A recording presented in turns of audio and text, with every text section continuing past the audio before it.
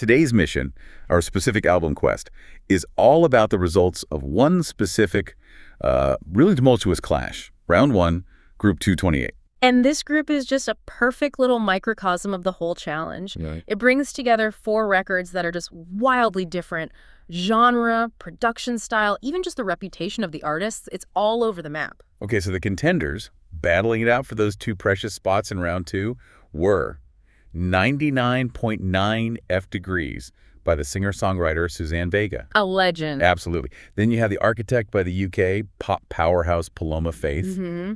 Then The Pros and Cons of Hitchhiking by, Pink Floyd co-founder Roger Waters. A behemoth of a record, or at least from a behemoth of an artist. And finally, English Rain, which is the debut album by the folk pop artist Gabrielle Aplin. Just look at that lineup. I mean, you've got this huge conceptual rock album squaring off against a super polished modern pop machine, and then 2 completely different generations of folk pop artists. It's the ultimate genre clash. Yeah.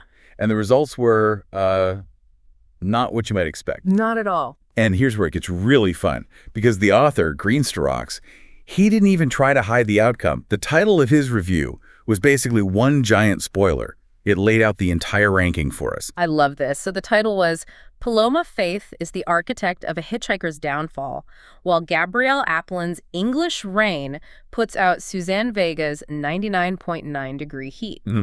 So you know the entire story right there. You know everything. You know the final, definitive hierarchy before you even read the first word of the analysis. Paloma Faith takes first place. Right. Gabrielle Aplin, she just barely secures second. Yeah. Suzanne Vega gets knocked out in third. And Roger Waters' solo album, it lands firmly in fourth. So our job now is to execute our own deep dive into his source material and figure out the analytical why behind those results. Let's do it. All right, let's lead off with the clear, undisputed winner of the group. Yeah. Paloma Faith's The Architect. The source material just immediately sets her up as a consummate vocalist and performer. It really suggests this victory was, built on a foundation of just undeniable talent. Mm-hmm. Absolutely. That author makes it clear this isn't just a commercial hit. This is an accomplished, really mature piece of work that just stood out from the pack. It came out in 2017. It's her 4th studio album. And what really elevated it was its identity. He calls it a bold, powerful, and downright excellent album. So it didn't just win its group. It kind of steamrolled it. It dominated, yeah, through sheer confidence and quality. And we're not talking about like simple bubblegum pop here, are we? That boldness, it seems to come through in the themes, which go way beyond the usual pop comfort zone. That's the defining characteristic of this record, I think. You do get the obligatory romance tragedies that you expect, and they're really well executed. Of course. But the album really sets itself apart by tackling some pretty significant social and political issues. And it's this dual approach, blending the really personal, vulnerable stuff with commentary on the broader human condition, that gives the album a thematic weight that, honestly, none of the other albums in Group 228 even tried to match. Okay, but here's the question then. How do you do that? How do you weave in serious political commentary without making the whole listening experience feel like, homework? Well, it's about the framing and the sequencing. Faith uses her vocal performance, which is just incredible, to inject this real emotional urgency into those political tracks. It makes them feel personal instead of like abstract or preachy. So it connects on an emotional level first. Exactly. And that blending creates a much more resonant experience. It really shows her growth, not just as a singer, but as a really sophisticated songwriter and conceptual artist. And the album's opening statement alone, that sets this unconventional high concept tone right away. It starts with an inspirational monologue from, of all people, Samuel L. Jackson. It's a spectacular, high-risk way to start a pop record, isn't it? He delivers what the author calls this delectable opening passage, all about being the change you want to be. Right. And it's designed to set a tone of urgency, of empowerment, of social engagement right out of the gate. For the author, that move immediately established the album's ambition. And crucially, the album then immediately delivers on that promise. The source notes that it knocks us over out on the blocks, with the excellent title track, The Architect, and then the follow-up, Guilty, which is just immediately catchy. That initial explosive impact is just non-negotiable in this album quest format. Right. If you need to establish your superiority quickly in a back-to-back listening contest, You've got to land the first punch. you have to. Those first few tracks have to grab the listener and just not let go. Yeah. And the power, the rhythm, the arrangement of those opening songs, it was just overwhelming for the competition in this group. But it wasn't just front-loaded, was it? The author specifically calls out Faith's excellent songwriting prowess and superb vocals on other tracks, too. So what were some of the other high points that gave it that staying power? Well, you have tracks like Kings and Queens, which really leans into that social commentary, and then the really dynamic WW3. They both show that blend of personal and political storytelling. But the peak of the album's like kinetic energy, according to the source, is the song Till I'm Done. I love the description he gives that track, a song that could get dead people moving. I mean, that is just the highest form of praise for a dynamic pop song, isn't it? It speaks to that sheer, irresistible energy, the production, the vocal power that just demands a physical reaction from you. The Architect just successfully delivered that necessary musical and emotional impact across its entire runtime, and that's what cemented the #1 spot.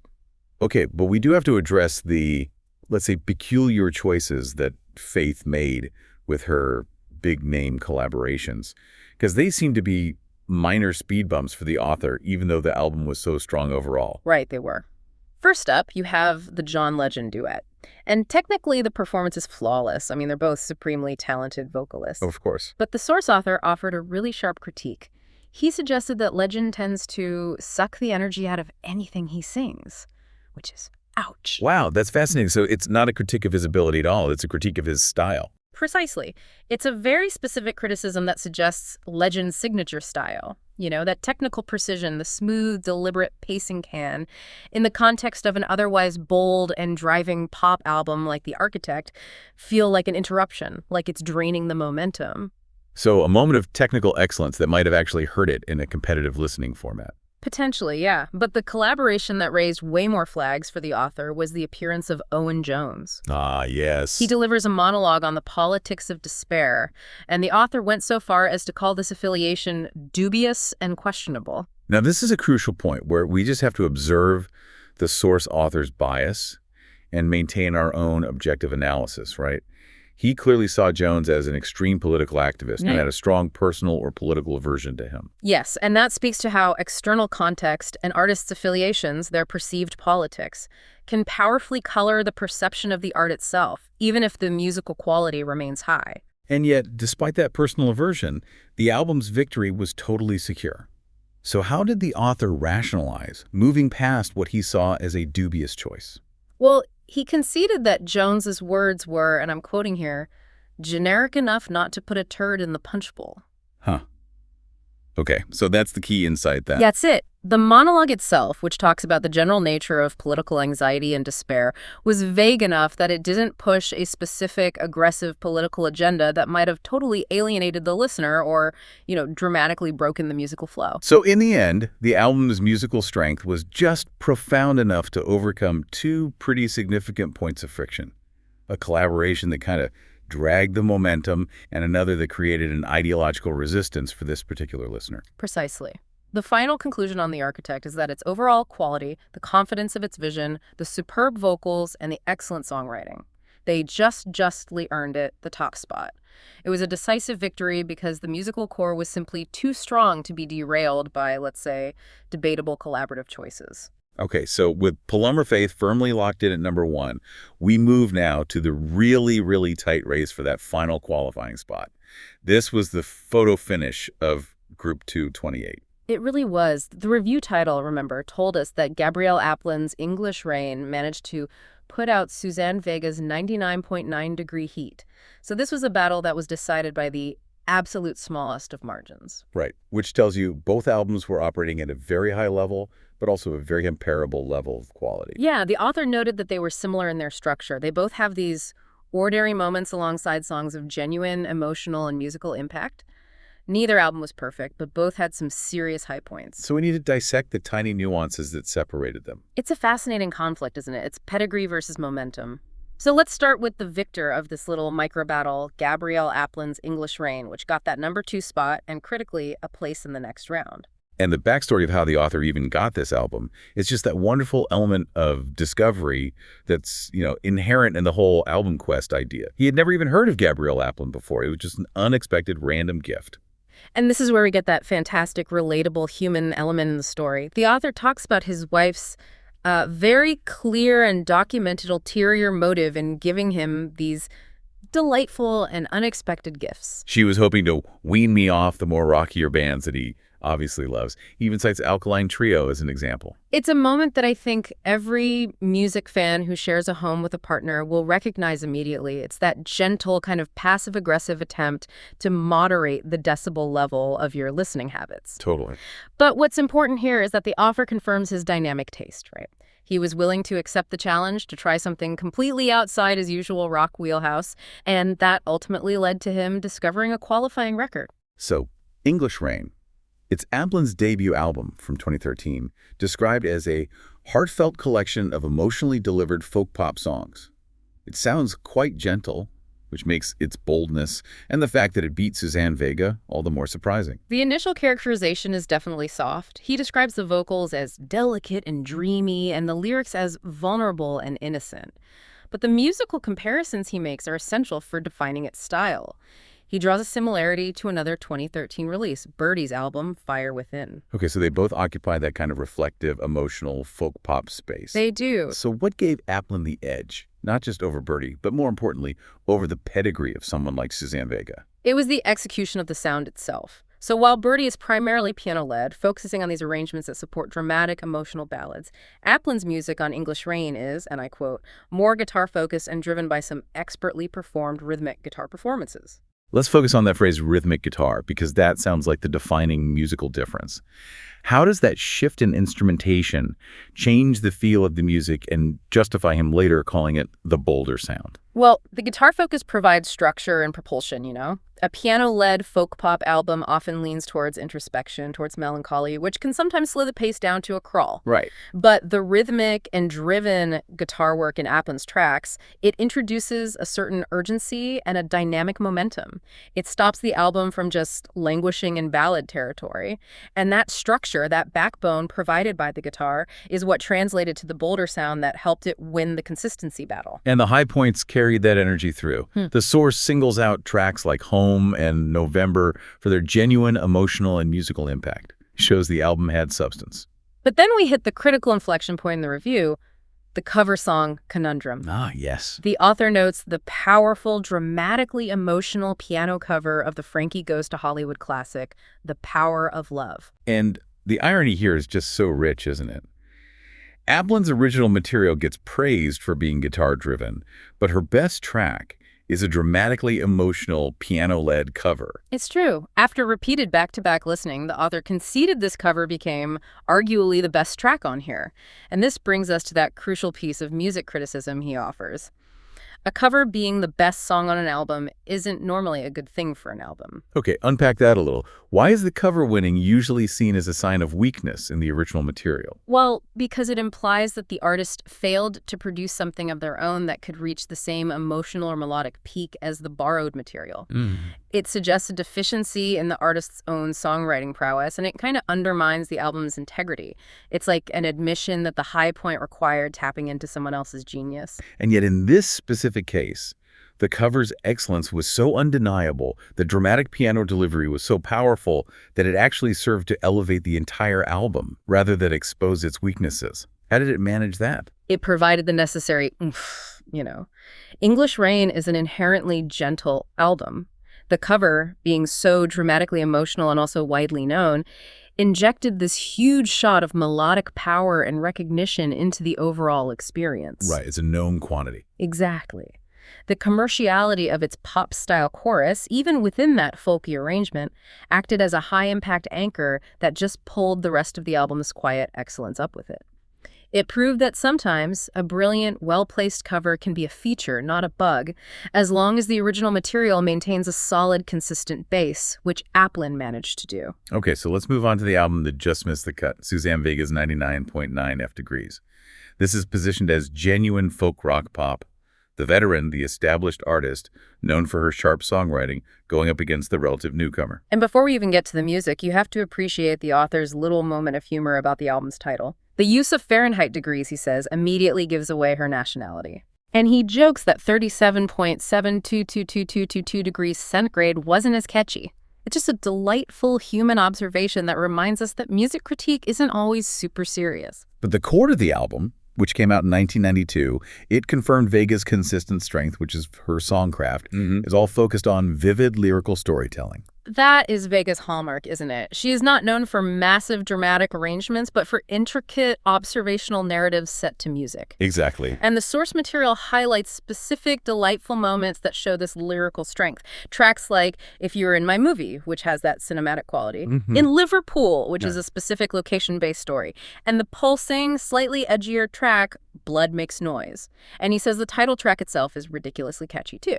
So the quality is undeniably there. It even has a catchy title track. So why did she lose? This is where we get into the deeper analysis of album construction.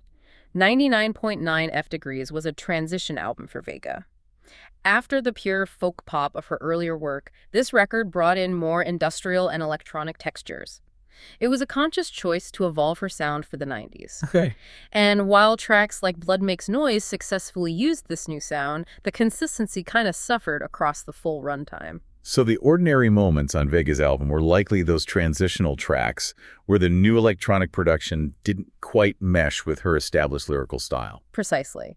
The author noted that while the high points were excellent, the album had moments where the arrangement just seemed less focused than Aplin's guitar-driven debut. And this is the crucial finding.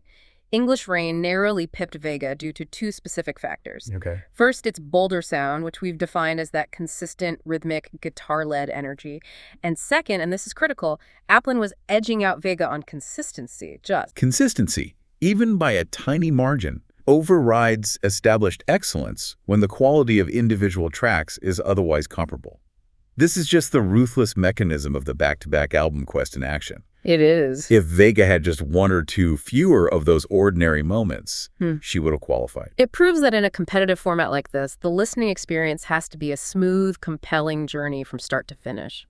Vega's established pedigree just wasn't enough to compensate for a slightly fragmented listening experience when compared to Aplin's cohesive, if maybe slightly safer, debut. All right, and now we transition to the clear fourth-place contender, the conceptual rock behemoth that, well, fell flat. Roger Waters, The Pros and Cons of Hitchhiking. I mean, this is a huge, iconic name, the co-founder of one of the biggest bands in history, and yet he landed firmly in last place in this highly diverse group. This section is analytically so critical because it deals immediately with the context of creation, the weight of expectation, and the pre-existing bias that the author had to consciously fight against. It's a great case study in how fame and reputation can often work against an album in a truly objective listening exercise. The author is very upfront about this. He says he prefers to listen without bias, but he had just finished an old Pink Floyd biography, printed around 1992, that was already delivering history's judgment. And that book had a severe, damning verdict on Waters' first official solo album. It labeled it a monumental dud. So the deck was stacked before the needle even dropped, you know? He was fighting this expectation of failure that had been reinforced by 3 decades of rock journalism. And the core problem facing Waters back in 1984 was the post-Gilmour challenge. He had just fractured the creative partnership with Dave Gilmour, who the author calls arguably the finest guitarist of his style. That's the monumental issue, isn't it? You lose that melodic counterweight, that transcendent guitar voice that defined The Dark Side of the Moon and The Wall. You have to immediately replace that sound. And this is the saving grace. The absolute essential component that stopped this album from becoming a complete and utter disaster. Waters, knowing the scale of that void, recruited a genuine legend, Eric Clapton, to fulfill the critical guitar parts on The Pros and Cons of Hitchhiking. And the source material is just unequivocal about Clapton's contribution. It's almost offensive about it. But the author says it's Clapton's superb arrangements, solos, and overall performance that save this album from being unlistenable. Unlistenable? That's a strong word. It is. He even describes Clapton's guitar work as spellbinding in places. And just think about that phrasing for a second. The quality of the album is entirely predicated on the genius of a session musician. It tells you everything you need to know about the viability of the core material that Waters provided. Clapton's role wasn't just decoration, it was structural life support. He brought his blues rock grounding to Waters' highly conceptual, often meandering prog structure, and that provided these necessary moments of emotional anchor and melodic brilliance. If we connect this back to our final provocative thought later, this is the entire case, isn't it? Clapton delivered the genius even if the primary creator's vision was fundamentally flawed. It absolutely is. The author's assessment implies that without Clapton's presence, Without those clear, focused, and emotionally resonant solos, the album would have just been the pure, unfiltered sound of Roger Waters' conceptual self-indulgence. Okay, so let's talk about that concept. It was released in 1984. The alleged concept is the story of a man's midlife crisis, told through interconnected dreams that all happen in real time between 4:30 a.m. and 5:11 a.m. Which is very specific. Very. And the author, however, was highly unconvinced by the execution. His perception was that the album was full of weird lyrically passages that seemed to mumble about loosely connected themes. So the sound of a concept failing to translate. Instead of interconnected narratives, the listener just got confusion and lyrical detours. And then there's the highly specific critique about thematic choices, where the author actually pauses to ask, what is Waters' fascination with Arabs anyway? And that's such a crucial observation because it points directly to an artistic indulgence that doesn't really serve the core theme of the midlife crisis, does it? Not at all. Waters inserted these motifs in imagery that often featured Arabs or Middle Eastern settings, but he failed to integrate them meaningfully into the concept. And this left the listener just baffled, feeling that the creative choices were arbitrary or tangential. It's symptomatic of a writer focused more on personal obsessions than on audience engagement. And moving to the musical style, the overall critique is incredibly harsh. It focuses really heavily on the artistic motivation. The author says the album plods for the most part in an arty and pretentious manner befitting of one with an ego the size of Mars. And that label, arty and pretentious, is the source author's main indictment. And what does that sound like musically? It means complex arrangements that serve no emotional purpose. It means drawn-out instrumental sections that just feel like filler. In Waters' case, it meant the music lacked the melodic immediacy and the structural brilliance of his Pink Floyd days. He substituted it with these meandering spoken-word passages, often over slow, repetitive bass lines and sound effects that were supposed to signal depth, but in a competitive listening environment just sounded boring. It's the sound of an artist demanding that the listener follow them into territory that simply isn't engaging or rewarding. Precisely. And this is compounded by another classic pitfall of post-masterpiece solo work. The author noted a few musical motifs are seemingly borrowed from Waters' earlier, truly great piece of art, The Wall. And when you borrow from your own masterpiece, it just creates an immediate and unfavorable comparison, doesn't it? What kind of motifs were being recycled here? We're talking about specific rhythmic patterns, melodic phrases, even the architectural use of sound effects and spoken word that heavily reference The Wall's narrative framework. But rather than feeling like a continuation, the borrowed elements just serve to highlight how much more effective and focused they had been in the 1979 masterpiece. It just underlines the lack of fresh, compelling inspiration in the 1984 solo effort. Totally. And yet, despite all this severe criticism, the monumental dud label, the massive ego, the pretension, the author did concede a tiny bit of ground. He stated that the album was way more listenable than I thought it would be. That is the absolute definition of a backhanded compliment. Right. He essentially said, it wasn't as bad as historical consensus suggested, but it was still bad. And he heavily qualified this praise, suggesting it was possibly better than Amused to Death and Radio Chaos, but then immediately adds that infamous disclaimer, that's not really saying much. That sets the bar incredibly low. Yeah. It's basically suggesting that the pros and cons is merely the least disappointing of a largely disappointing solo career. The conclusion is just inescapable. The album only managed to elevate itself up to at least one level above a monumental dud, and that was solely thanks to Eric Clapton's contribution. Without that collaborative genius, the self-indulgent vision would have been the greatest casualty of Group 228, solidifying its last-place finish and its removal from the album quest. Okay, let's synthesize these findings and summarize the specific knowledge nuggets we've extracted from this whole tumultuous group analysis. The final definitive results of Round 1, Group 228. Just one last time. In first place, qualifying comfortably, The Architect by Paloma Faith. Yep. In second, qualifying by a hair, English Rain by Gabrielle Aplin. Missing the cut in third place, 99.9 F Degrees by Suzanne Vega. And rounding out the group in a distant fourth, The Pros and Cons of Hitchhiking by Roger Waters. And the journey through Group 228 really yielded some powerful, universally applicable observations about music appreciation and artistic quality, all distilled by the source author, Greensterox. The first major takeaway has to be the power of discovery. It just validates the entire random methodology of the album quest. For sure. The author, who openly admits he prefers rockier bands, was introduced to a qualifier, Gabrielle Aplin, entirely via an unexpected gift from his wife. This forced exposure to something outside his comfort zone led to a genuine aha moment. And that realization that the next great album you find might come from a totally unlikely source, maybe even your partner trying to wean you off Alkaline Trio, that's critical. Yeah. It reminds us that fighting our own genre bias can lead to some really unexpected competitive results. The second key takeaway is the universal lesson that's embodied by Roger Waters' experience, which the author so neatly summed up with the phrase, "These are the pros and cons of solo albums." It speaks to that immense difficulty of maintaining artistic quality and focus after you split from a massive, synergistic creative unit like Pink Floyd.